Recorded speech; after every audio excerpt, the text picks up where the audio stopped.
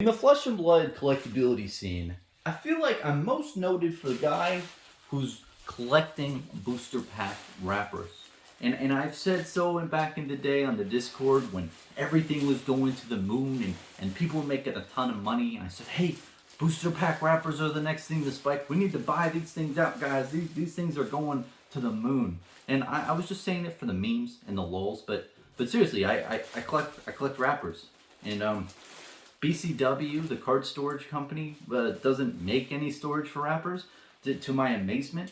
But I was able to find this niche company out there. They're called Hefty, and they made this really nice collectability unit for booster pack wrappers. And then it safely holds up to 100,000 wrappers in this nice and easy bag. So I'm a very happy customer. I reviewed this really high. But in all seriousness, guys, honestly, I collect wrappers. I'm a weird guy, but I want to explain more of why I do it, not just show you a bag and tell you that I'm crazy. So I originally kept my wrappers in these boxes, right? But I have so many different boxes, it was insane. So honestly, this bag does help. I'm really happy that I decided to just put it all in a bag once and for all. And yeah, no, I just want to, well, let's just talk about it, right? Because you might say, Bronson, why? And I've gotten that many times in the past. And the biggest thing, if you look at it from a collectability point of view, is attrition. The attrition rate on booster pack wrappers is the highest out of all collectibles for Flesh and Blood. And you might say, what does that mean? And attrition is really a figure of how much stuff, how much of that type of supply diminishes because they're deleted from the market via, just a flood, or, people throwing the wrappers out like they normally should, or, fire, all these types of normal occurrences out there, right? And booster pack wrappers, they're thrown out because that's what everyone does. But I don't understand that, especially with first edition product. With Unlimited, I totally understand. Unlimited, there's a much more larger amount of quality out there, or quantity out there, so it's not as big. But man, Alpha Welcome to Wrath, Arcane Rising, first edition, all these, base sets that have like a very low print run. There's not many wrappers out there, guys. And the people who open the product are normal people, and they throw the wrappers in the trash, like you should. But if you think about how many of them actually exist out there, if you ask yourself that question, how many Alpha Welcome to Wrath wrappers exist in the world? How many people are crazy enough to just keep them, in a bag? I don't think there's a lot of crazy people out there. And honestly, I don't have too many of those. I was very lucky to have a Patreon person, like a patron, send me some Alpha wrappers. I'm very happy about that. It's a very nice guy. I sent him like $30 for the whole deal because I was like, hey man, I really appreciate the Alpha wrappers. Yeah, I don't want to open it, but it's tape. You get the deal. It's very important to me, man. It's really cool. I also had a really nice person out there send me an Alpha Welcome to Wrath box, like an empty one. And that one was really cool too. Like, I just like that kind of stuff. Not only because it's rare, which I think it is. Non-investment advice, obviously. You see that I have a material hold on the market for empty wrappers here. But I think just for a nostalgia point of view, man, like people in 5-10 years from now, if they look at this type of stuff and they hold a wrapper in their hands and they think, wow, this is an Alpha Welcome to Wrath wrapper. This is like really special to the game. This is the first wrapper, and it's the Alpha wrapper. But ultimately after that, I don't know if these things are gonna go up in value at all. I don't really. It's not about that. It's more of the history and realizing that it's going to be rare over time, because over time, over 5 to 10 years, how many people are going to keep sitting on the wrappers? I mean, you might put them aside initially, saying, oh, okay, there's a good amount of people like that. But I think over time, people just look at it in the side of the room every day and think, but yeah, I don't need this. Let's just throw it away. But, it could go up in price. And I don't want to speculate or put any figures to stuff, but honestly, just as a collector, what I want to do, I don't want to sell any of this stuff going forward. I want to like make this whole booklet type of thing, like that holds cards but holds wrappers, and it has like one of each wrapper. You know, a Bravo, a Dorinthia, a Katsu. You know, have all 4 of the wrappers for Welcome to Wrath, all 4 Arcane Rising, and so on and so forth. I think that would be cool, having a whole collection of empty wrappers for all the sets and all the different variations. That would be really neat to collect one day, and just to put it in some sort of booklet. I think I have the wrappers. I'd have to make sure, but that's kind of the end goal for me of what I'm doing collecting. And I know I'm doing above and beyond here, but I can't find it in me to just get rid of them. Another thing I want to note is the whole thing with scammers, unfortunately. Now I know this is the unfortunate side of wrappers being rare, and also just, you know, people out there being scumbags. There will be people in the future who buy empty wrappers, they take them, they put a bunch of jank cards in the booster pack wrapper, they reseal it and sell it on eBay, and they state, hey, this is an unopened pack and I'm selling it for $200 for Welcome to Wrath Alpha.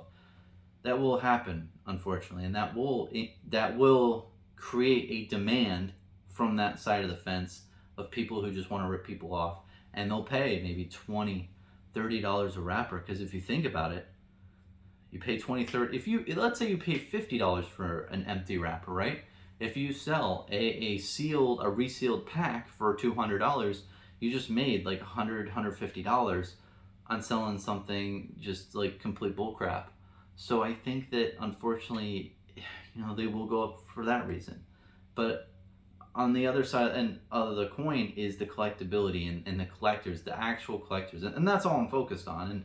And I shouldn't have to worry about the people who are scamming people, you know. And I don't want to sell them. I just want to keep them for myself. I mean, maybe give them out later on. We'll see what happens overall. But man, I think that there's a lot of other types of collectibles like this that people aren't really aware of, that people just think is trash, just throw it out, don't really care about it, don't really see the true value and the true just history behind the game. And I think it's very easy for us to overlook that in this point in time, because Flesh and Blood's only been out for a little over 2 years, guys. 2 years. Think about when this game ages, 10, 20, 30 years, just like Magic the Gathering. Think about the original products back in the day of a TCG, and the attrition rate in 10, 20 years for alpha wrappers is going to be extremely high. There's not going to be too many out there for people to enjoy and collect. So honestly, if you're opening first edition product of anything, I would highly recommend keep the wrappers. Don't sell them, just keep them.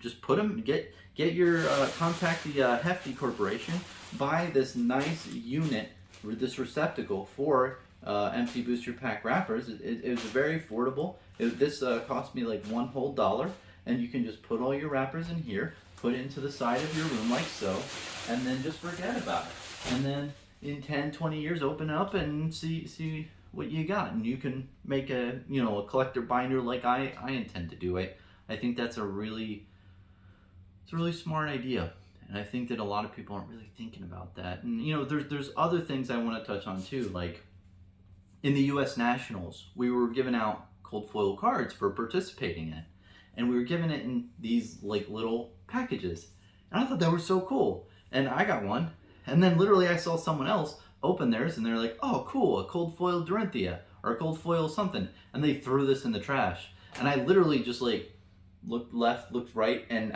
I waited 2 minutes, and I went up to the trash and just dug down deep, grabbed it, and scurried off. I'm weird like that, and I think that these are probably not going to be too crazy, because these are probably going to be used for other events, but hey, maybe they're only used for national events.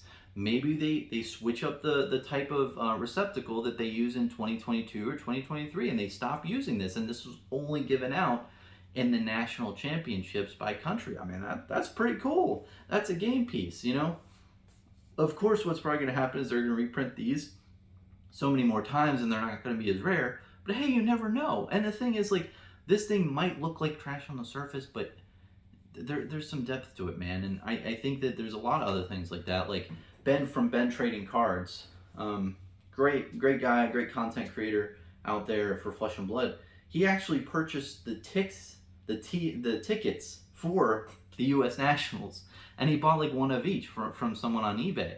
And that's another example of something you wouldn't think has any monetary value after the fact. Think, oh well, I can't use the tickets for booster packs. Well, I don't really want them. Like these are garbage. But in reality, it's a piece of history. It's a piece of cardboard that says, hey, these are the heroes. This is how much the tickets. It represents a piece of Flesh and Blood's history that people really aren't valuing at this current time. And speculating on this shit is a fool's errand. There's no way I can pinpoint prices and do market trend analysis on alternative collectibles in this industry that appear to be trash.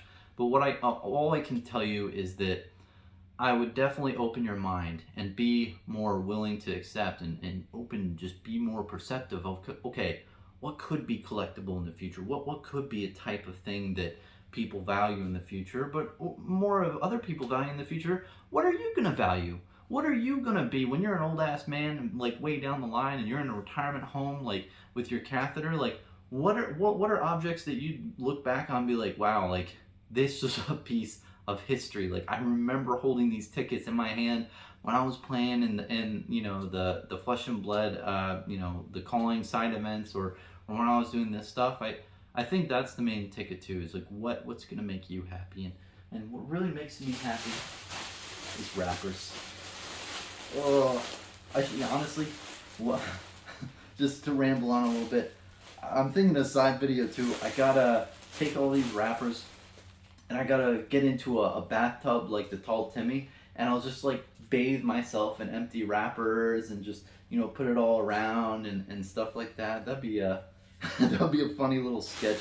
I'm not really the sketch type of guy, but man, I just love my wrappers, and I hope other people can appreciate the small things in life too, like me, like the whole wrapper type thing, and why it's so important, because it's a piece of history, and the attrition is really damn high. Thanks for watching.